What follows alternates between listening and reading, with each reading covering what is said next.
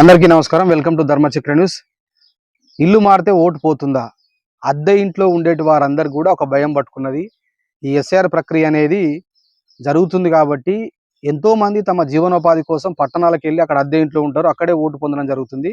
ఆ అద్దె ఇంట్లో నుంచి వేరే అద్దె ఇంటికి మారిన వాళ్లకు ఇప్పుడు ఓటు మరి ఎట్లా పొందాలనేటువంటి భయం అయితే పట్టుకున్నది. వారందరి కోసమే ఈ వీడియో. ఎలక్షన్ కమిషను మరి స్పష్టంగా కొన్ని ఆదేశాలు జారీ చేయడం జరిగింది. క్లారిటీ ఇచ్చే ప్రయత్నం చేసింది. దాన్ని ఇప్పుడు మనం ఎక్స్ప్లెయిన్ చేసే ప్రయత్నం చేద్దాం ఈ వీడియోలో. ఇక్కడ క్లియర్‌గా డౌట్ ఏందంటే, ఇప్పుడు తెలంగాణలో ఎంతో వేలాది గ్రామాలు ఉన్నాయి. కొన్ని లక్షల ఫ్యామిలీస్ అనేటివి కూడా మొత్తం మీద పట్టణాలకెళ్ళి అక్కడ జీవిస్తా ఉంటారు. తమ జీవనోపాధి కోసం, తమ పిల్లల భవిష్యత్తు కోసం ఉంటా ఉంటారు. ఏదో ఒక అద్దె ఇంట్లో ఉంటారు. ఒక 5 సంవత్సరాలు, 10 సంవత్సరాలు, 20 ఏళ్ళ నుంచి కూడా అక్కడే ఒకే అద్దె ఇంట్లో ఉంటారు. అక్కడే ఓటు పొందుతారు వాళ్ళు. అక్కడి నుంచి కొన్ని కారణాల వల్ల వేరే ఇంటికి మారడం జరిగింది వాళ్ళు. మరి ఇప్పుడు వాళ్ళు ఎక్కడ అప్లై చేసుకోవాలి? పాత ఇంటి నుంచి వెకేట్ చేసిర్రు. కొత్త ఇంట్లో ఉంటా ఉన్నారు. మరి వాళ్ళు ఎక్కడ అప్లై చేసుకోవాలనేది ఇక్కడ సమస్య తలెత్తా ఉన్నది. వారందరూ కూడా భయపడతా ఉన్నారు కాబట్టి వారందరికీ వాళ్ళకి సంబంధించిన డౌట్స్ అన్ని క్లారిఫికేషన్ ఇచ్చే ప్రయత్నం చేయడానికే వీడియో చేయడం జరిగింది. ఎలక్షన్ కమిషన్ ఆదేశాలు ఏమొచ్చినాయి అనేది ఒకసారి చూద్దాం మనం. మొత్తం మీద ఇక్కడ బతుకుతెరువు కోసం పట్టణాలు, నగరాలకు వచ్చి అద్దె ఇంట్లో ఉంటున్న వారు ఇప్పుడు భయం పట్టుకుంది. ముఖ్యంగా గతంలో ఒక అద్దె ఇంట్లో ఉండి అక్కడే ఓటు పొందిన వారు ఇప్పుడు ఆ చిరునామాలో లేకుంటే తమ ఓటు ఉంటుందా, తీసేస్తారనేటువంటి సందేహాలు వాళ్ళకు ఉన్నాయి. కొత్త ఇంటి చిరునామాకు సంబంధించిన రుజువు పత్రాలు లేకుంటే ఏం చేయాలనే ప్రశ్నలు తలెత్తా ఉన్నాయి. అద్దె ఇంట్లో ఉండి అడ్రస్ మారినటువంటి వారందరూ కూడా ఆ డౌట్స్ అన్ని క్లారిఫికేషన్ చేయడానికి ఎలక్షన్ కమిషన్ అనేది స్పష్టంగా మనకు ఇక్కడ చెప్పడం జరిగింది. ఇక్కడ ఫస్ట్ నంబర్ 1 ఏమిచ్చింది? పాత చిరునామాలో ఓటు ఉంటే, అంటే వాళ్ళు కొన్నేళ్ల నుంచి కూడా ఆ పాత చిరునామాలో ఉంటా ఉన్నారు. అక్కడ ఓటు పొందిండ్రు. ప్రస్తుతం ఇల్లు మారిండ్రు వాళ్ళు. ఇప్పుడు వాళ్ళకు బిఎల్ఓస్ అనే వాళ్ళు ఎన్యుమరేషన్ ఫార్మ్స్ ఇస్తారా లేదా అనేది ఇక్కడ ప్రశ్న. దీనికి సమాధానం ఏంటంటే, ప్రస్తుతం ఓటర్ నివసిస్తున్నటువంటి చిరునామాలోనే బిఎల్ఓ సర్వే పత్రాన్ని ఇస్తాడు. మొత్తం మీద బిఎల్ఓస్ అనే వాళ్ళు ఎప్పుడైతే ఇప్పుడు కొత్త ఇల్లు మారినవో, పాత ఇంట్లో నుంచి కొత్త ఇంటికి మారిన కాబట్టి అక్కడే పత్రం ఇస్తాడనేది క్లియర్గా ఉంది. అయితే పాత చిరునామాలో మన ఓటు ఉంది. మొత్తం మీద ఏంటంటే కొత్త చిరునామాలో ఉంటే అక్కడ వివరాలు మొత్తం నమోదు చేసుకుంటే సరిపోద్దని చెప్పడం జరిగింది. అంటే పాత చిరునామాకు సంబంధించినటువంటి దాంట్లో ఓటు ఉంది కాబట్టి, కొత్త ఇంటికి మారినాం కాబట్టి ఇక్కడ ఉన్నటువంటి ఇక్కడ ఉండి ప్రజెంట్ ఏదైతే కొత్త ఇంట్లో ఉంటున్నామో ఆ ఇల్లుకు సంబంధించినటువంటి వివరాలు మొత్తం కూడా సమర్పిస్తే సరిపోతుందని కూడా క్లియర్గా ఇక్కడ మనకు చెప్పడం జరిగింది. దాంతోపాటు నెక్స్ట్ అద్దె ఇంట్లో ఉంటున్న వారు సార్ ప్రక్రియలో ఓటు ఎలా నమోదు చేసుకోవాలి? ఇక్కడ ప్రశ్న. అద్దెకు ఉంటున్న వారు ప్రస్తుతం నివసిస్తున్న చిరునామాలో ఓటర్గా నమోదు చేసుకునే హక్కు ఉంటుంది. అయితే తమ నివాసాన్ని నిర్ధారించేటువంటి ఆధారాలు సమర్పించాల్సి ఉంటుంది. చిరునామా ధృవీకరణ పత్రంలో అందుబాటు లేకపోతే బిఎల్ఓ స్థానికంగా విచారణ చేసి సంబంధిత ఓటరు ఆ చిరునామాలో నివసిస్తున్నట్టు నిర్ధారిస్తారు. ఒకవేళ ఇక్కడ డౌట్ ఏంటంటే, కొత్త అద్దె ఇంటికి మారిన, పాత అద్దె నుంచి కొత్త ఇంటికి మారిన ఆ చిరునామా ధృవీకరించడానికి పత్రాలు ఉండాలి. ఆ పత్రాలు కనుక ఏది, ఇంటికి సంబంధించిన బిల్లు కానీ, కరెంట్ బిల్లు కానీ, నల్ల బిల్లు కానీ, మున్సిపాలిటీ సంబంధించిన బిల్లు కానీ ఉంటే అవి చూపించాలి. అవి లేకుంటే కనుక బిఎల్ఓ వెరిఫై చేసి ఎంక్వైరీ చేసి తప్పకుండా ఇస్తాడనేది కూడా భయపడాల్సిన అవసరం లేదని కూడా క్లియర్గా ఇక్కడ ఉంది. నెక్స్ట్, దరఖాస్తులో చిరునామా ఎలా నమోదు చేసుకోవాలి?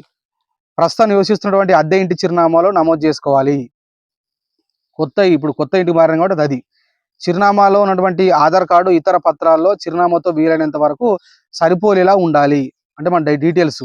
అద్దె ఇంట్లో ఉండేవారు ఫారం 8 సమర్పించాల్సి ఉంటుంది.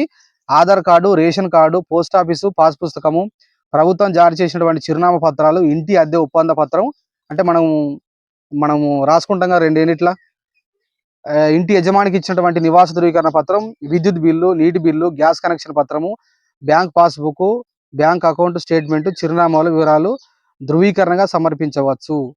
అంటే మొత్తం మీద కొత్త ఇంటికి అద్దె ఇంటికి మారినాం కాబట్టి దానికి సంబంధించిన పత్రాలు, మనకు సంబంధించిన పత్రాలు మొత్తం మీద ఇక్కడ ఇవ్వాలని కూడా క్లియర్గా చెప్పింది. అంటే ఆ ఇంటి అద్దె పత్రం మనం 2-3 ఏళ్ళు రాసుకుంటాం కాబట్టి దానికి సంబంధించిన పత్రం, కరెంట్ బిల్లు, గ్యాస్ బిల్లు, నల్ల బిల్లు, ఇవన్నీ కూడా క్లియర్గా మనం నమోదు చేసుకుంటే మొత్తం మీద అక్కడే ఓటు నమోదు చేసుకోవచ్చు అని ఇక్కడ క్లియర్గా మనకు సమాధానం ఉంది.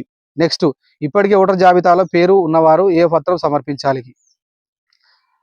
ఇక్కడ మొత్తమే ఇప్పటికే ఓటర్ జాబితాలో పేరు ఉన్నవారు ఎన్యుమరేషన్ ఫారం నింపి సమర్పించాలి. అందులో తమ పేరు, వయసు, చిరునామా, కుటుంబ సభ్యుల వివరాలను ధృవీకరించాలి. అవసరమైతే గుర్తింపు నివాస ఆధారాలు జతపరచాలి. ఒక నియోజకవర్గంలో నుంచి మరో నియోజకవర్గం మారినటువంటి వాళ్ళందరూ కూడా ఏది ఫారం 6 కొత్త ఓటర్లకు 6 ఫారం 8 అనేది సమర్పించాలని మొత్తం మీద మనకు క్లియర్‌గా చెప్పడం జరిగింది. చనిపోయిన వాళ్ళు పూర్తిగా వేరే ప్రాంతాలకు పోయిన వాళ్ళు ఫారం 8 ద్వారా సమర్పించాలని చెప్పేసి ఇవ్వడం జరిగింది. ఇక్కడ ఏమున్నది మొత్తం బిఎల్ఓస్ అనేవారు ఇంటికి రాకపోతే ఆన్‌లైన్‌లో నింపొచ్చు అనేది క్లియర్‌గా ఉంది.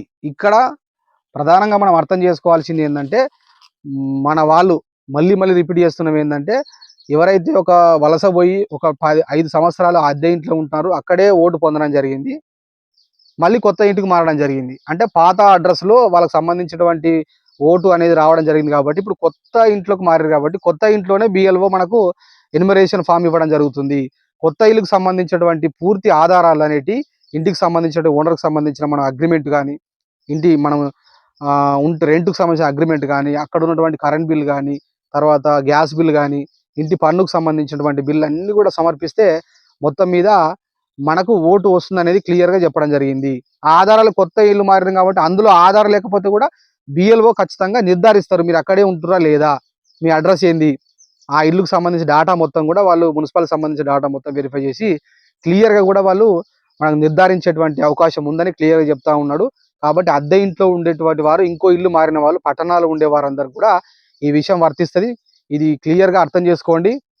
భయపడాల్సిన అవసరం లేదని కూడా వాళ్ళు చెప్పడం జరిగింది. కాబట్టి ఏ డౌట్స్ ఉన్నా కూడా 1950 నంబర్‌కి ఫోన్ చేయండి. ఆ ఏరియాలో ఉండేటువంటి బిఎల్ఓ అనేవారు మీ కాంటాక్ట్‌లోకి వస్తారు కాబట్టి క్లియర్‌గా భయపడకుండా మీ దగ్గర ఉండేటువంటి ఆధారాలైతే ఖచ్చితంగా దగ్గర పెట్టుకొని, అక్కడ ప్రెజెంట్ ఏదైతే కొత్త ఇల్లుకి మారిండ్రో ఆ ఆధారాలన్నిటివి కూడా మన ఓనర్‌కి సంబంధించిన డాటా నివాస పత్రాలన్నీ కూడా క్లియర్‌గా ఉంచుకుంటే తప్పకుండా మనకు భయం లేదని కూడా ఎలక్షన్ కమిషన్ క్లియర్‌గా చెప్తా ఉన్నది.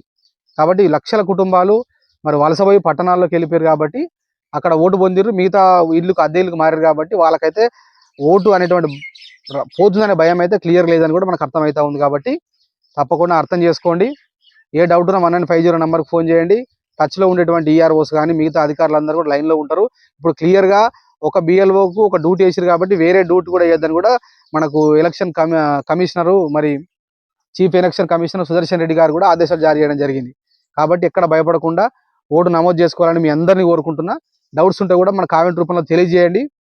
ఈ కథనం కూడా నేను డిస్క్రిప్షన్‌లో పెట్టే ప్రయత్నం చేస్తా. మరి ఈ వీడియో అందరికి షేర్ చేసే ప్రయత్నం చేయండి. అందరికీ థ్యాంక్ యూ. వీడియో మన ఛానల్‌ని కూడా సబ్స్క్రైబ్ చేసే ప్రయత్నం చేయండి. అందరికీ థ్యాంక్ యూ.